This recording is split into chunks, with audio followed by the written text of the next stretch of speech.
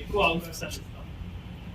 ఇదే పక్క పార్టీలు కనుక చూసినట్టయితే ఈ రోజున వైసీపీ ఇచ్చిన లిస్టు మా దగ్గర కొంత సమాచారం ఉంది.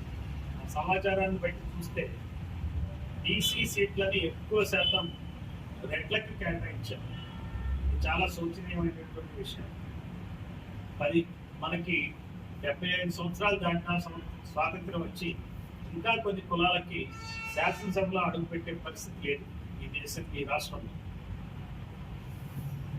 జనాభా దామాషా ప్రకారం రెడ్లకు 10 సీట్ల కన్నా ఎక్కువ ఇవ్వకూడదు, కానీ 49 సీట్లు ఇచ్చారు. 39 సీట్లు ఎక్స్ట్రా ఇచ్చారు.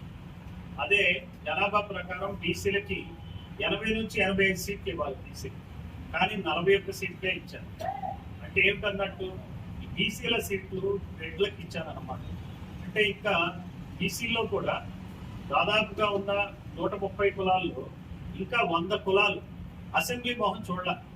వీళ్ళు ఇలా బీసీలకు చెందిన స్టేట్లని మరి ఆధిపత్య కులాలు తన్నుకుపోతా ఉంటే ఎప్పుడు చేరతారు అసెంబ్లీలోకి వీళ్ళు?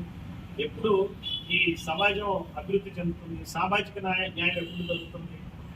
ఇది ప్రజలందరూ గమనించాలి. ఇప్పటికైనా సరే ప్రజలు కళ్ళు తెరవాలి. బహుజనులందరూ కూడా కళ్ళు తెరిచి బహుజన్ సమాజ్ పార్టీ వైపు రావాలి. బీసీ అభ్యర్థులు ఎవరైతే అసంతృప్తితో ఉన్నారో మా పార్టీని సంప్రదించండి.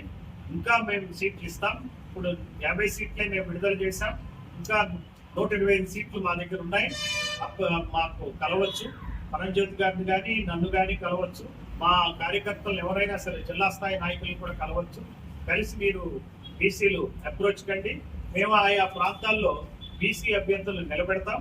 సో ఇంతకన్నా మంచి అవకాశం మాకు పెద్ద national party, Bahujan Samaj party, national party, ఏనుగు గుర్తున్న పార్టీ, ఇంకా ఉత్తరప్రదేశ్ వంటి పెద్ద రాష్ట్రాన్ని 4 సార్లు ముఖ్యమంత్రిగా నడిపినటువంటి నాయకురాలు మా అధినేత్రి ఆవిడ బెహన్జీ మాయావతి. అటువంటి పార్టీ వైపు బీసీలు మొగ్గు చూపండి. ఈ ఆధిపత్య కులాల యొక్క పెత్తందారీ కులాల యొక్క వాటికి గుణపాఠం చెప్పండి. మా వైపు రండి. టీడీపీ సమాచారం, జనసేన సమాచారం పూర్తిగా లేదు. అందుబాటులోకి వచ్చినాక వాళ్ళు కూడా ఇదే పందా అవలంబిస్తారు. ఆధిపత్య కులాలకే ఎక్కువ సీట్లు ఇస్తారు, బీసీలకు అన్యాయం చేస్తారు. బీసీల ఓట్ బ్యాంకు వాడుకుంటున్నటువంటి టీడీపీ ఎంతమంది బీసీలకు ఇస్తుందో కూడా మనకు తెలిసిపోతుంది. ఆ సమాచారం వచ్చినాక మీడియా ముఖంగా మేము ప్రజలకు తెలియజేస్తాం.